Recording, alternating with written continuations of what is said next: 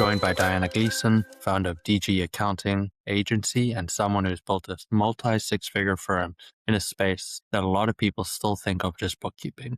But what makes Diana's story interesting isn't just the numbers, it's the path she took to get there. She started as a professional dancer, transitioned into accounting, and then built a business that now helps entrepreneurs not just stay compliant, but actually understand and take control of their finances. In this conversation, we get into what it really looks like to go from doing the work yourself to building a team, our role evolved from bookkeeper to advisor, and what she's learned working closely with creative business owners who often have a complicated relationship with money. There's a lot in here for anyone building a service-based business, especially if you're trying to move beyond just delivering the work and into delivering real value.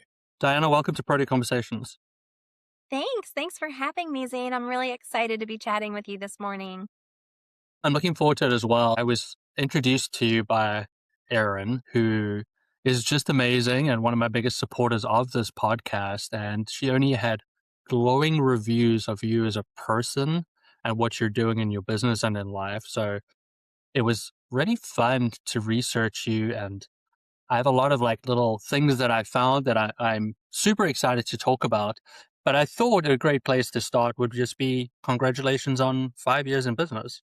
Thank you. Yeah, we just celebrated 5 years last month, like 30 days ago. Feels like a big milestone to get to five, and I think as accounting professionals, we see how many small businesses go out of business before that 5 year mark, and to sustain to five and still be profitable. It does. It feels like a big accomplishment. I'm really proud of it. Yeah, one of the things that I wish I had done when I started out is that I celebrated the early milestones a lot more. I think 5 years was the first time we're like, hey, we celebrated, and it's like, no, I should have celebrated 1 year, 2 years, or all the years. I really should have spent more time doing on it. And I'm still not great at it. We did 10 years and then we skipped 11 and we went on to 12 type situation. But honestly, especially in the economic environment that we're all operating in right now, every year is just a blessing. It's a win. Yeah. Every year still in business, still profitable is a win. Any sort of takeaways, any sort of big epiphanies with your business after 5 years heading into year six? Cool. I feel like my business keeps evolving. It almost feels like once a quarter I'm operating a new business. And I just think it's because we've grown so fast. I started my company as just a one gal show. I worked for a remote firm for 6 years prior. And when I left out on my own, I didn't even know if it was going to work. And then I just had I did good work. So I had such an influx of referred business that we just kept oh, I need to hire somebody. I need to hire somebody else. And so now at year five, it's the scale that I think I'm most proud of, because just in the last, I would say 18 months, we have operationalized the company and the structure so well that now we're finally in a place where I'm not hiding under my desk from referred business, which feels good, where I'm happily accepting new clients and not oh my gosh, it's going to be so hard again. I think that that's just the biggest win for sure. And something that maybe I should have, I was a lot like chicken before the egg, or no. Yeah, I didn't make any moves in my business that weren't profitable in the beginning. If I couldn't afford to do it, we didn't do it. So I would let us get really full of clients and everyone felt overworked. And then I would hire another person and then we'd feel a relief. And then the same cycle kept happening. And 18 months ago, I was like, okay, I need a line of credit. I need to build out the jobs that I need so this cycle stops happening. And I wish I would have trusted myself sooner with the debt to do that. And I think that really is something that I didn't. I was a credit card girl in my 20s, and I got myself in a nice amount of consumer debt that is all paid off. But what happened is I became scared of ever being that person again. So when you open a business, you do need a little bit of capital. And for, the first 3 years, I only did what I can afford. So now being where I am feels really, really good. And just to have a plan to pay off, the little bit of credit that we did take to be able to build out the jobs that we needed. Yeah, that's a very interesting approach. I grew my business in a different way. Every time we felt a little busy, I would just work more hours, much to the detriment of my own health. And I'm probably going to die a lot younger than I should have because of it. So what was sort of the steps that you took to sort of feel this is the right path? This is what I want to do? Well, so I did the same thing and I was working in the middle of the night and it was miserable. I didn't want to feel that way anymore. I needed to feel supported. I would say a moment in time where I really realized this was that I had been accepted into a leadership program with Gary Vaynerchuk. And I was in New York for 4 days and my team was blowing me up on Slack. And I had bank codes coming to my cell phone that everybody needed. And it was just this like moment in time where I was like, we can't go anymore like this because I literally cannot be not attached to my computer or my phone to be present somewhere else because the business is that reliant on me. And this is a problem.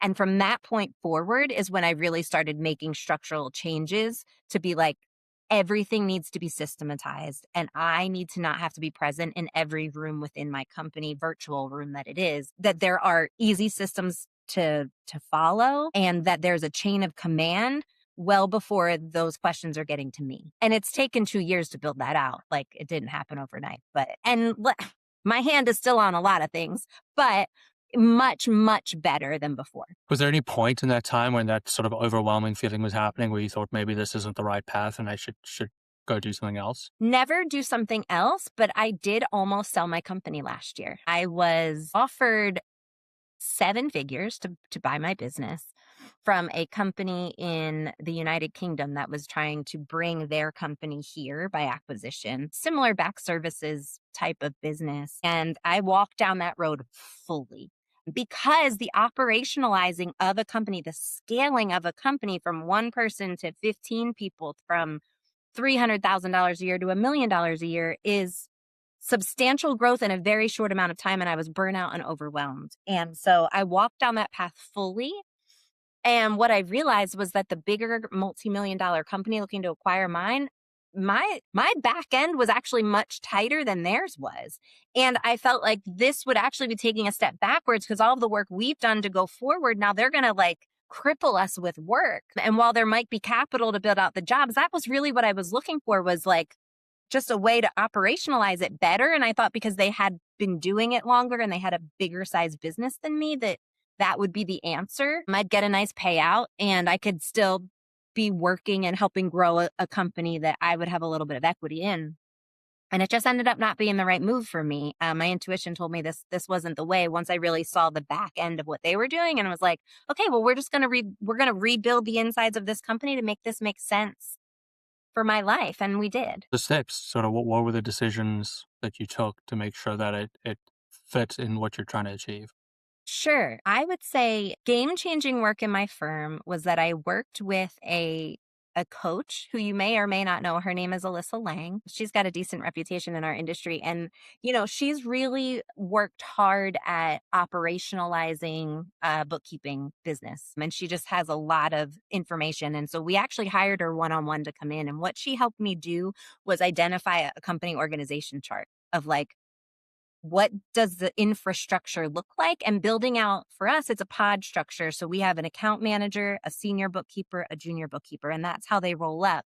And then there's a subset of clients to each one. And that just identifying everybody's role on the team. What does a junior bookkeeper, what do they need to be accountable for? What does a senior bookkeeper need to be accountable to? What does the account manager need to be accountable to? What does the COO need to be accountable to? And really honing that part in of like, this is your responsibility at work and all these things need to work for the greater good of the company to survive, and looking at it objectively, not emotionally, is what made all the difference. And so Alyssa came in and really helped us define those roles, make the structure, and from there we were able to run with it. And then just again, leading into that leadership part of myself, when you start a business and you bootstrap a company with your own money, it's really easy to let your emotions run the show. And so to change my leadership style, I'm a highly empathetic person, probably to a disaster state, right? That I needed to separate and almost put the emotional piece of me behind me when I step in to lead my team, because I'm so sorry that your kid is sick or the this or the that or whatever, but I still need the work to get done, or you need to take time off. And you know what I mean? Like, we have systems for that now, but sometimes that compassion would get in the way of the way I led and to my own detriment where I'm jumping in and doing other people's work, you know? So I didn't come from a corporate background. I was a professional dancer. We'll talk about that more, I'm sure, in a minute. But then I worked inside of somebody else's small business for a long time. So I didn't really understand the importance of structure within a company to get my hands out of everything so that the company could really thrive. Did you do a lot of talking about sort of what you want your role to look like and what are the things that you enjoy doing, things that you should be doing, where the most value can be added from your day to day? Was that part of the conversation in building out this org structure? Yes. And it was still a lot of where am I still needed because we don't have the staff yet. I would say I reevaluate what you just said every 3 months of what am I doing? What can be now tasked to someone else? And where do I want to grow more in the business? Where do I need to be more in the business? And what do we need to adjust so that I can be there? Is there like a formal process or is that just some like, I know, like you're saying that, like I'm constantly rolling that through my head. Like, Yeah. should I be? Is Yeah, there a shouldn't be? Especially formal like a process? task will pop up and I'll be like, should I be touching this? Like, is this worth it? What's the risk with, if I Right. just step out of the process? Is it like that with you? I mean, I sometimes For think I'm an me, absolute I think lunatic. what runs in the back of my brain all the time as things come across my desk is just that. It's this one question. Is there anyone else on the team that can do this that's not me? And once I identify that that's a yes, then I go to my COO who helps me operationalize everything. And I say, I don't want to do this anymore. And this is the person I think can do that. And how do we make that happen? And then I do that a lot for her as well. Hey, your hand is still in this and this, and I need you to be here because I can't do those things. So what are the steps we need to take to train and cross train so that your hand can get out of those things as well. So it's not really a formal process. It's just like, boom, it shoots up. And then I'm like, okay, this is what we do now. Well, that's great. It sounds like you're between you and your CEO are pushing and pulling each other, trying to figure out, what is that perfect fit within in the organization. And I'm sure it'll change as you grow or evolve or change or That's different what people come in. it just keeps evolving so fast. That's fantastic. Interesting to sort of hear where you are right now and in the journey. But as you alluded to, there is this world before accounting. And I do love to always hear how people ended up in this world of accounting.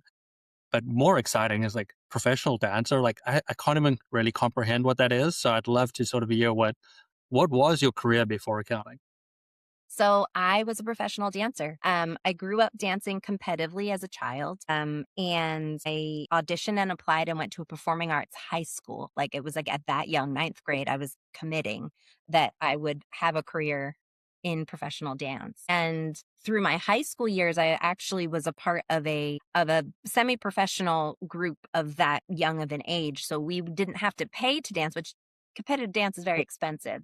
So my parents, this was great for them, but we would go and we worked with the NCAA with their Final Four games. So every year we would go and be a part of their convention. And we also did it with the NHL All-Star game. So as a kid from my freshman through senior year, I was traveling the country with a small dance group of about 15 kids and everything was paid for us, the flights, the hotel, the food, all of our dance classes, costumes. So my parents didn't have to pay out of pocket for those things, which most parents are paying probably $10,000 a year for. And I got to gain all of this professional experience before I even hit really the professional dance world. So that was really neat. From there, I went on and I got a BFA in dance in college. There's no degree in accounting here with me. And when I graduated college, I hit the audition scene in New York. I lived and grew up outside of Philadelphia in New Jersey. So the bus ride to New York was just about an hour and 15 minutes. And I moved home and I would just commute and I'd go in and I'd audition and then I'd land a job and then I'd go to that job for maybe 3 or 4 months and then I'd come back home and then I'd audition again and I'd just repeat the cycle until I met my husband. And I didn't want to travel anymore because I wanted to be with him. And then I sort of transitioned out of performing. And for me, that professional performance work looked like commercial dance. So like backup dancing to artists. Like I did backup dancing for Jesse McCartney. I'm like really aging myself right now. And Nick Cannon actually was a rapper at one point, and I did some backup dancing for him and musical theater. So I'd be paid to go do productions of shows in different states. And so when I met my husband and I didn't want to travel as much anymore, I started just teaching. And so then I would teach, at several dance studios. And that is really what introduced me to small business, because I started to learn how it worked behind the scenes of small businesses, how the small business was trying to make the thing profitable. And I was really good at selling dance classes. And so I think I gained a lot of my entrepreneurial skills then in that era of my life when I was teaching dance, because at any given time I was teaching at 2 to 3 different studios in the area to make enough money to make that make sense. And then I sustained a hip injury. That was pretty bad, and it desked me for a full 12 months. I had to have physical therapy. I had a surgery. I had more physical therapy, and I could not dance. And the carrot in the whole thing was that I had the same problem on the other hip. So it was only a matter of time before if I was going to keep going the way I was going, which was dancing 6 days a week, I was going to need the surgery on the opposite side. My husband and I were really ready to start to have babies. So right after that injury, during the injury, I took a job with a nonprofit just to make some money and, rehab myself back. And that was where I learned bookkeeping. They had a lady that would come into the nonprofit's office once a week. Her husband was a CPA, but she didn't really know what she was doing. And she would just like bring his notes and follow them, and then, go home and ask him the questions and come back. And my boss there was like, Diana, can you just learn what she does on QuickBooks Desktop so that she can just stop coming here and we can just like absorb this, internally? And I was like, sure. So she sat with me and taught me how to do bank reconciliations and that was how I learned. And then I got pregnant with my twin. And so I thought for sure at that point, daycare for 2 infants was more than my mortgage payment. And my husband was and still is in sales, and he travels a lot for work. So it just was like, Mom, probably going to be a stay-at-home mom here for a little while. We weren't expecting to have 2 babies at one time. And so that's what we did. And I got really sick in the beginning of my pregnancy. I was one of those people that was vomiting every day, and it was awful. And so my doctor was advising, I was also in a high risk pregnancy because I had twins. So my doctor was advising that I go out of work. And so I contacted um, the guy that helped run the payroll at the nonprofit, and he had just started a cloud-based bookkeeping firm. He had worked back office he had worked on Wall Street. He had an MBA, and he had worked back office for Comcast in Philadelphia. And he was like, I don't want to do this anymore. So when I told him, like, I was just looking for my payroll numbers to fill out my disability paperwork, and he was like, don't do that. Come work for me. You can work from your bed on your laptop. I'll send you training videos, and you can just like make it make sense. And I was like, great, because I love to make money and I don't like to sit around and do nothing. So that was what we did. And that's what kind of then put me really into the accounting space. Then that was where I truly became a full charge bookkeeper in that job. Fascinating. It's wild, right? It's a wild, like, who does that? No, I mean, I'm like, the whole thing is just pretty wild to me that there is this like, and maybe, my kids are 8 and 10, so I'm learning all these things as I go along. And I have friends that have kids in competitive dance. And it's like, it is quite a wild world in general, but that there's this actual thing that you are going to do, basically semi-professional, effectively getting paid to dance different places. Like, hard for me to even like really comprehend that part of it. Like, it seems Yeah. pretty crazy. I'm like, so when did you go to school? And it's like, secondary, right? Just hit those minimums, which was really like interesting. Then you get into the world outside of it, and that sound. I mean, I was like, you say you're aging yourself. It feels like right in my time. So I quickly double checked Yeah. the dates on LinkedIn. Like, I think we're basically the same age. Same age. Yeah. Yeah. So I definitely look a lot older. But like, do you miss that world? Like, I mean, it must have been fun when it was happening. It was like an identity crisis. When I injured my hip and had to like completely take myself out, I did not know who I was without dance. I very much now that I'm all of these years removed from that. I was probably like 29, maybe now I'm going to be 43. So, it's almost 15 years ago. I remember saying to my husband, like, who am I if I'm not a dancer? Like that is who I am. And I remember it so distinctly. We were sitting in bed at night, and he was like, you are so much more than a dancer. Are you kidding me? And we just started naming off all of the things that I am beyond a dancer. And And I just couldn't see it at that time. I equated a lot to, I think when professional sports players retire and, they don't know what to do next. And I really wasn't ever thinking about what I would do next. I thought, well, yeah, I'll be a mom and I would probably teach dance at night, part time and take care of my kids. I didn't really think of much beyond that. And it was hard. It was a hard season for me because I went right from injury into like, okay, just like kind of working part-time and bookkeeping. I didn't even know like what bookkeeping was. I was not proud to say that I was a bookkeeper. You know what I mean? Like people would ask me what I do. I didn't even know like how to explain it at that time. Because I had such pride in what I did because I had done it since I was 3 years old. So it was a huge identity shift. And then becoming a mother and a mother of twins, all of my friends around me were having one baby at a time. So now I have two babies and mine were born at 32 weeks. So they were in the NICU for 5 and 6 weeks. And so all of that kind of like change all at once, like I kind of like popped out the other side probably when my kids were 4 and was like, wow, okay, I'm an entirely different human being than I was 5 years ago. And now, I just identify as an entrepreneur. That's really what I am. I'm a business strategist. I love when my clients come to me and I can look at a business and tell them how to make it better, how to make more money, how to make it align with their life better. And so it has been a transition and it feels like two very different lives. And the transition was not easy for sure. It was not easy, but I think every little piece of the puzzle, every bit of my life, one thing being an entrepreneur is resilience. If you don't have resilience to every time you get knocked down to stand back up and try again, dance taught me that. I'd audition 20 times before I'd get a yes. And so it doesn't bug me when people say no. I'm like, okay, go on, move on. Like I think that was a really good trait to have for where I am now. Yeah, it is interesting because I think a lot of us do buy into like, this is who I am title, right? I mean, I've been an accountant. Gosh, this is my 20th year in accounting. Like it's Yeah. basically my whole life, right? At this point, Yeah. I've been an accountant. But I try not get too stuck on that I'm an accountant. And I try to remember all the other things that I am. Like I'm an accountant. I'm a business owner. I'm a father. I'm a Yeah. husband. I'm a friend. I'm a sports coach.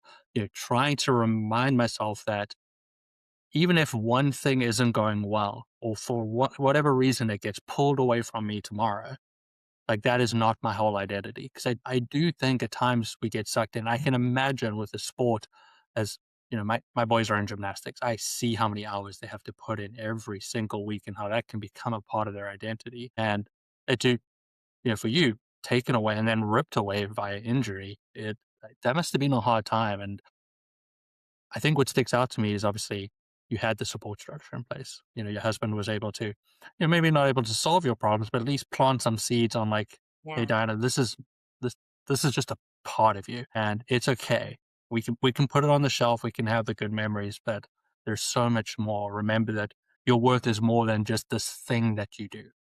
Absolutely. And then, you just made me think of something is that when I did leap out on my own to start my own firm, we so many of my college friends reached out that had open dance studios. So now I forget, but a big niche inside of my business is dance studios, fitness studios, so I get to still keep a part of that in my life in that way, which is fun.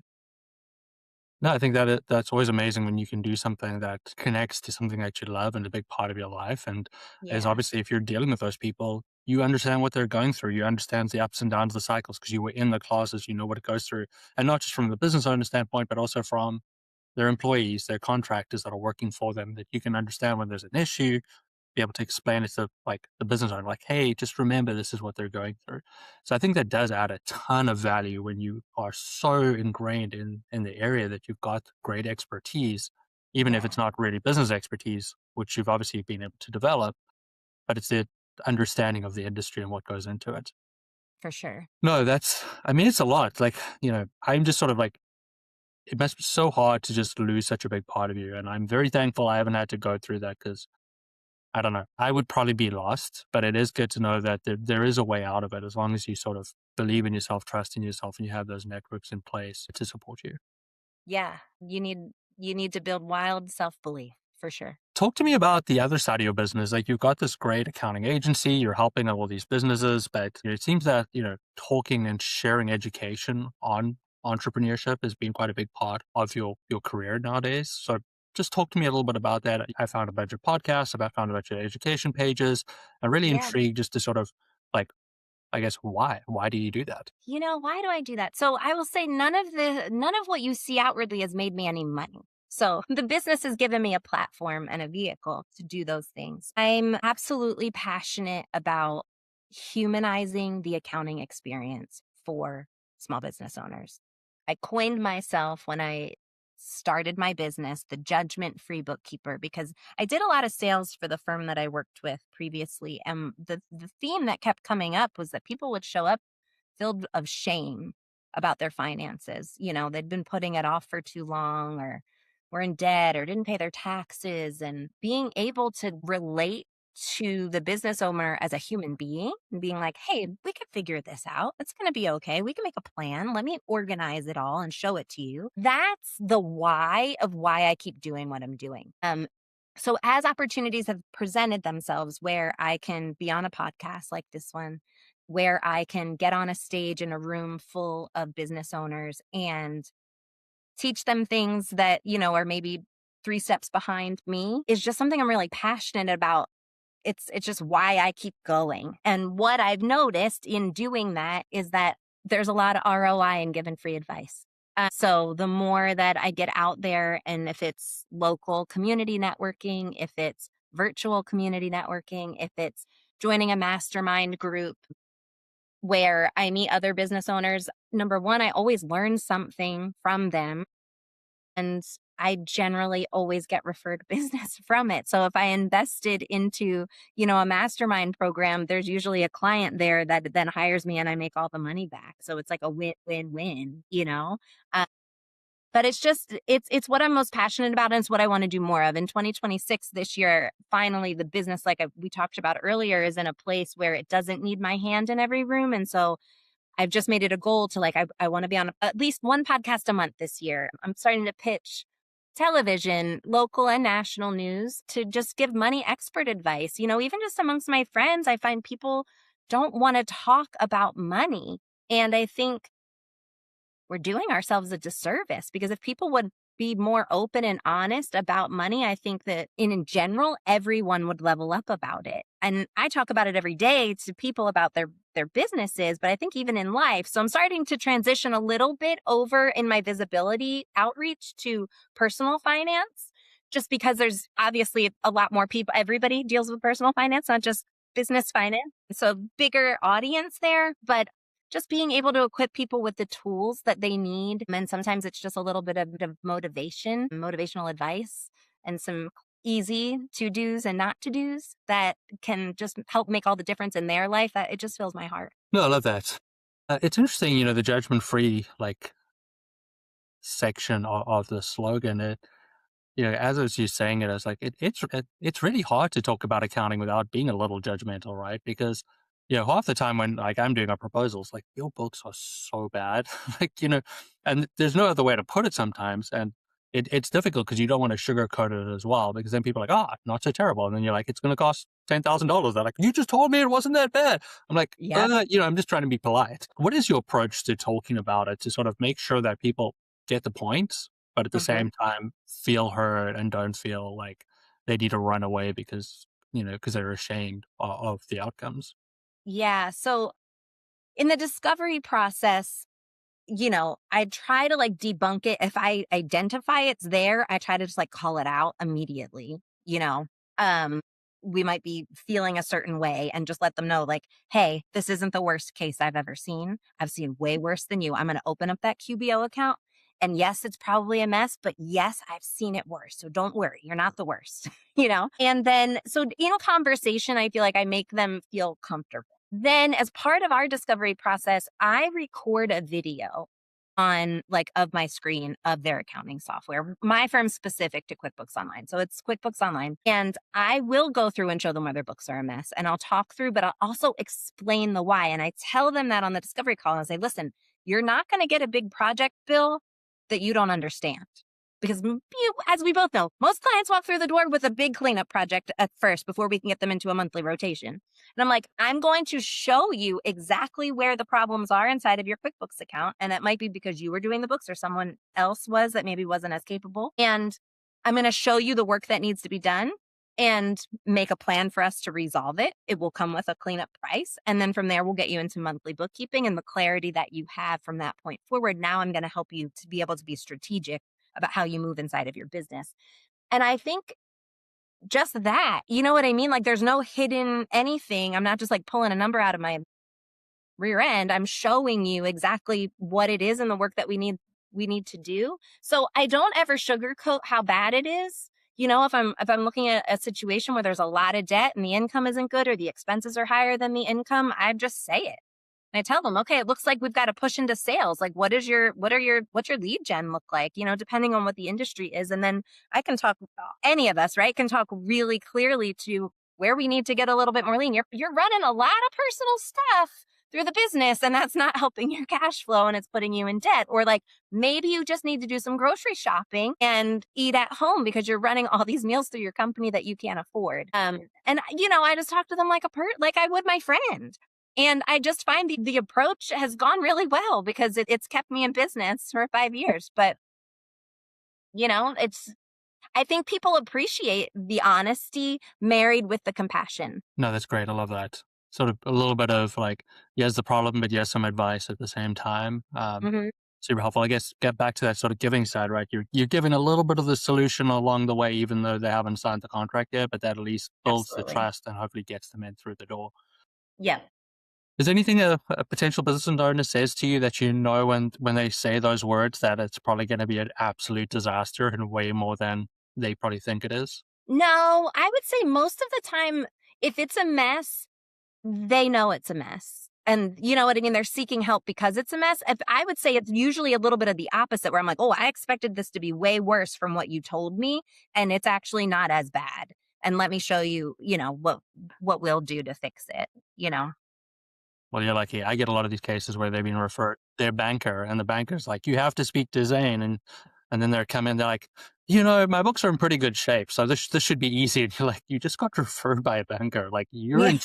you're in trouble, and I'm in trouble because you don't realize you're in trouble. So How bad it is. this is going to be a Right. really tough conversation because the bank ain't sending to me if the books are okay. They're sending me when the books are disaster. Terrible. Yeah. You know what? And I will say too, a lot of people in that scenario are referred to me usually by an accountant or a business coach that's been inside of their books that know it's bad. So I think that them telling them it's bad and the referral to me is already like, oh, I know it's pretty bad. I need more of those. I deal with way too many Maybe potential. the banker's sugarcoating it before they send it to you. I don't know if a bank is telling you to speak to an accountant. There's no sugarcoating. That's just telling you Yeah. straight up. It's terrible. But I don't know. Maybe it's just the industry I had. There's a lot of ego that goes around the wine space.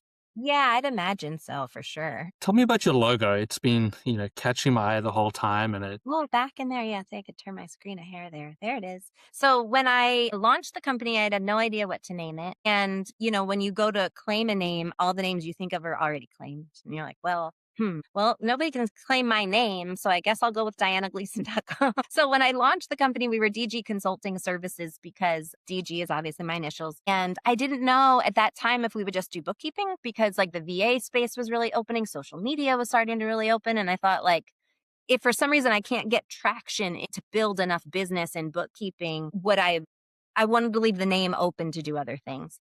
And as we really niched down and we're like, no, we're not going to do anything else outside of accounting. Like we're going to bring in tax. That was when I rebranded. So I rebranded at the top of last at 25. I wanted something more elevated. My initial logo was like a D and a G kind of combined with like a purple thing. It was and my graphic designer came up with the diamond, and I actually have it tattooed on my wrist. Also, my logo. Very nice. That's new. I saw this Gary Vaynerchuk puts. You've heard me now mention his name twice. That's a mentor to me in business for sure, and he has always talks about about hard work and that he makes like a connection to how a diamond is sort of like this coal rock. And over time and over putting in the reps to become good, right? It becomes this beautiful diamond. So she, without knowing, put my DG initials into this diamond just because I told her I wanted it to feel more elevated, more boutique experience of accounting. And that was just what the designer came up with. And then the symbolism of it to me meant something deeply personal and also like captured the journey. And so that was where we landed. Now I'm like, it's out of my frame. I'm all over the place. The smart camera keeps Yeah, moving you it's around. moving me. I'm like, what's Yeah, going on? but it is a really unique logo. Thank you. I really like it. So, and I'm hard to please when it comes to logos. So, talk about the leadership program that you went into. You have obviously mentioned Gary now twice. Yeah. Obviously, super successful. I know a lot of people love the message he shares, and just give us a glimpse into what that program was like. Oh, yeah. I followed Gary from the time when I was working in my old firm. I really loved the way he talked. At that time, I was an employee, and I really loved the way he talked about treating your employees because I wanted to be treated that way. And so when I leapt out on my own, a lot of the principles he talks about, just like leading with kindness is just one of them. He's also just such a smart business guy. And he's, the trends and things that he predicts with social media and what's happening in the world blows my mind. So I try to stay close to him because I think he's really like a forward thinker of where business is going. So I broke my nose. Wasn't cute. It was an accident. I did it to myself. I closed a door into my nose, Zane. It was awful. And I had to immediately have surgery to fix it, which was more painful than my twin cesarean section. How do you close the door? By moving very fast in your house, my kids had shoes and I was bent over tossing the shoes into the coat closet, and I stood up and shut the door at the same time, and I shut my nose right into the door. So I was recovering. I don't think you could recreate that if you tried. This is like a typical mom injury. Like my wife It has is. all sorts of weird knocks sometimes. I'm like, Injuries. My husband always says you how? have It's all not these clean impossible. injuries. I know. And so I was recovering from the surgery, and my husband actually was making fun of me. I was really bedridden for like a solid week because the pain was so terrible. And I hate being stagnant. I'm not good at rest. And so I was watching podcasts on YouTube in my bed, resting and icing and all of the things. Jasmine Starr, who is in the marketing space, online marketing, she had put out a podcast about this leadership program she had done with Gary Vaynerchuk, and she was just finishing it. And I was like, he has a leadership program? I have to know everything about it because I might be his biggest fan. And so I went down a rabbit hole, and they were accepting a new cohort, and you had to apply. They only took 10 people.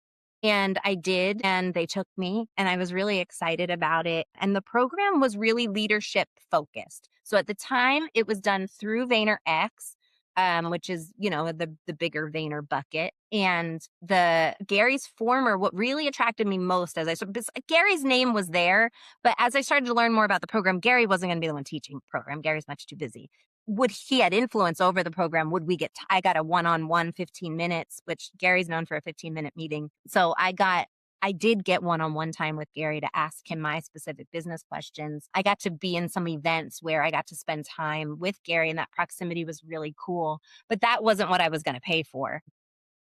There were two people leading this program, and one was his former COO that had moved different all throughout his company over that previous decade. And he had a background in accounting. He started his career at KPMG. And then he basically went into marketing, but worked as a CFO inside of huge corporate marketing companies. And then he met Gary.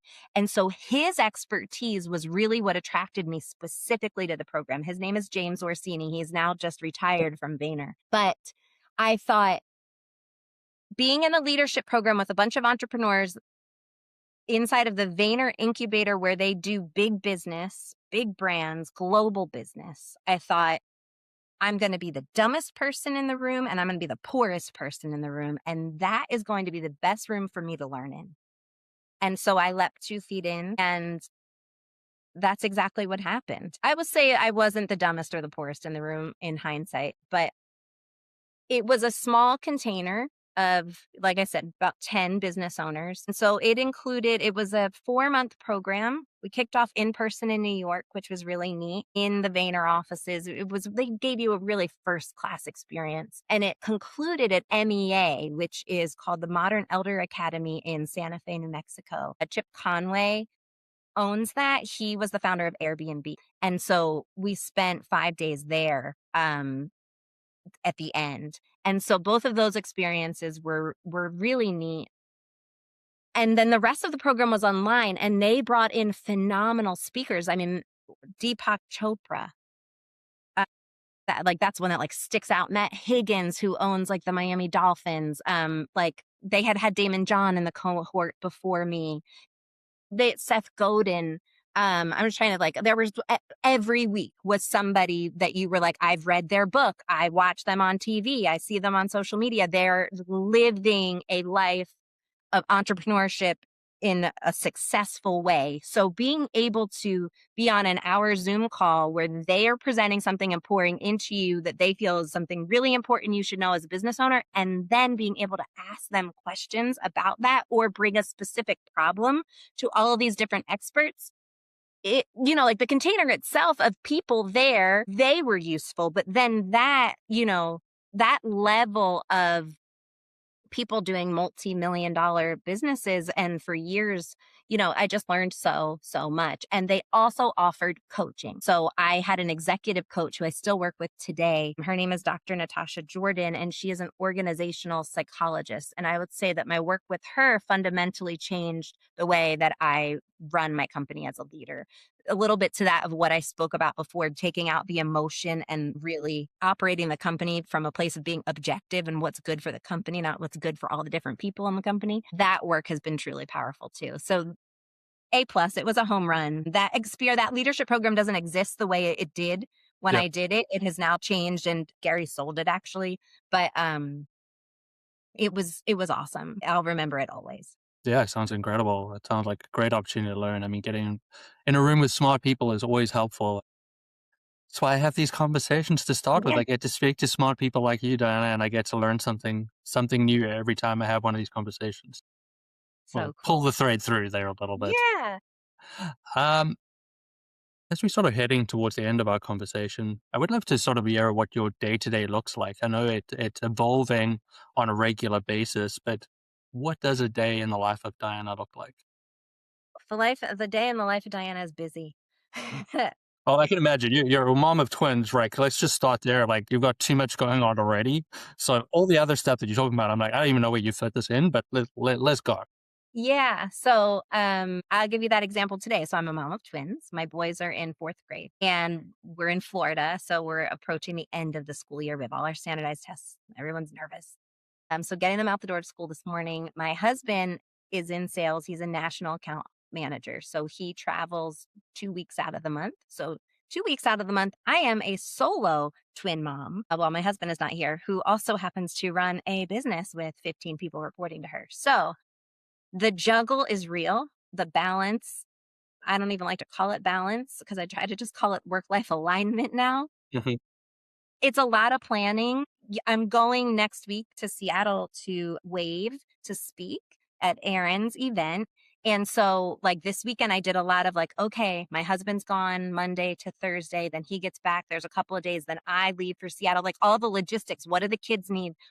So there's in my personal life, there's a lot of that. And then also, what do I need to get done for work sometimes on the weekends so that, I'm going to be a solo mom here for 4 days. I can't do 5 hours of phone calls every day. There's a piece of that protecting my energy. Okay, what meetings can I shift before and after to protect my peace a little bit to give me some breathing room? And mostly inside of the business, it's having leadership meetings. So there's I lead a team meeting every week with my whole team, but then I have a meeting with just the leadership of my closest people, right? Reporting problems up, troubleshooting the problems, and pushing it back and let them go on their way and do their work. Our biggest clients, I'm in strategy meetings weekly with. I still do a fair amount of reporting.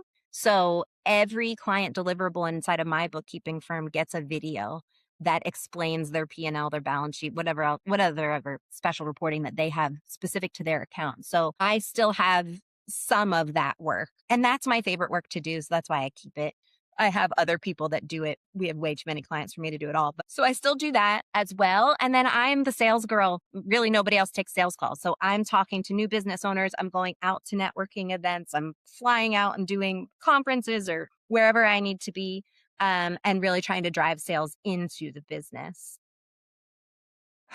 It's busy, and ever evolving, but I I wouldn't trade it for the world. And that's all it needs to be at the end of the day, right? As long as it's happy, it works in our life, then it's clearly the right thing. So it feels like you got on top of it. And, you know, I have a third and a fourth grader, and my wife definitely carries the load. So, I know what she goes through to make sure I was away the whole of last week. And I was like, Yeah. things just happened. Like Yeah. nothing Yeah. fell apart.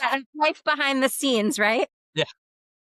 So it's impressive.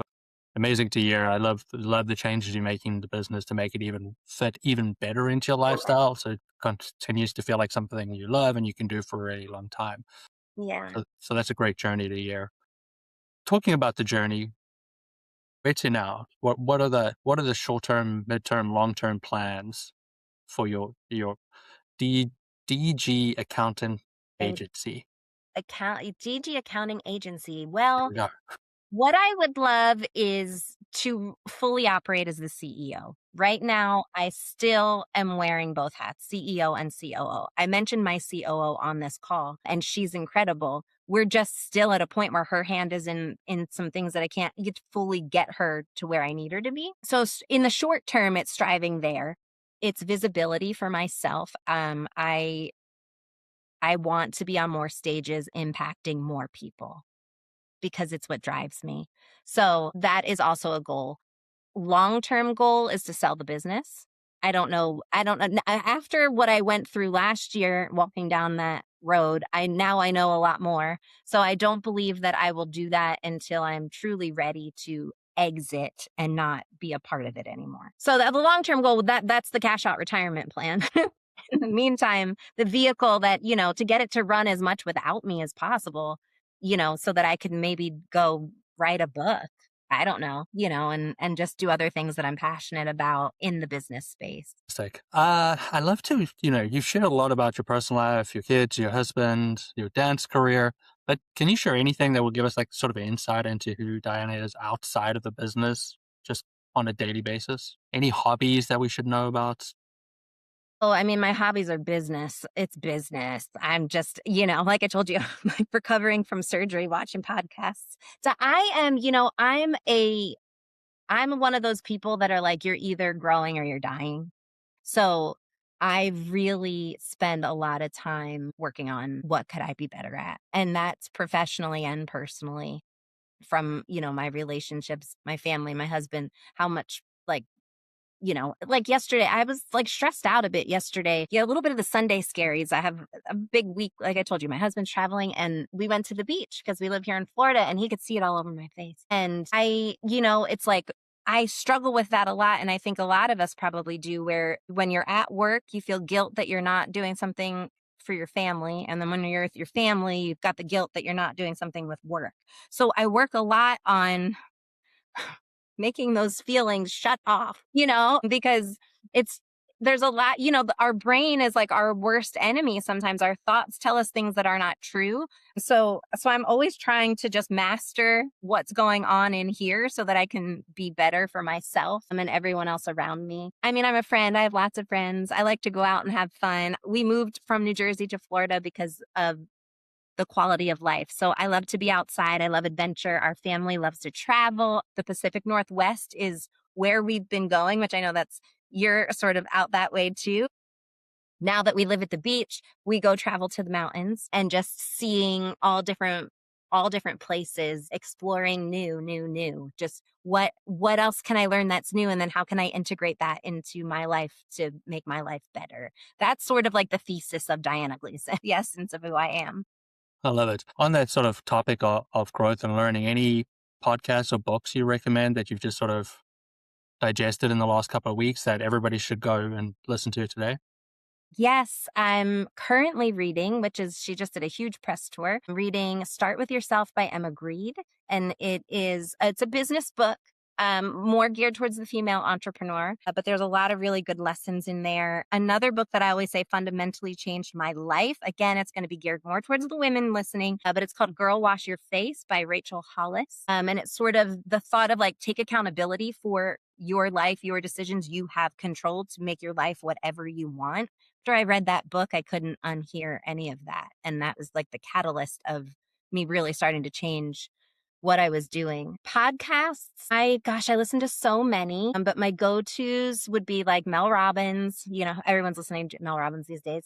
The Oprah podcast I love too. Hot, Smart, Rich is another one. They've got a lot of great people on there. Anybody, and the other thing I watch a lot of are like any documentary, like me and my husband right now are watching like Full Swing on Netflix. Like I love watching or listening to highly successful people. And I want to know the granular bits like you're doing on this podcast of their day. What does their day look like? What do they do? What are their habits? How did they get from A to Z? And what can I learn about their journey to make mine better? That's why I do this.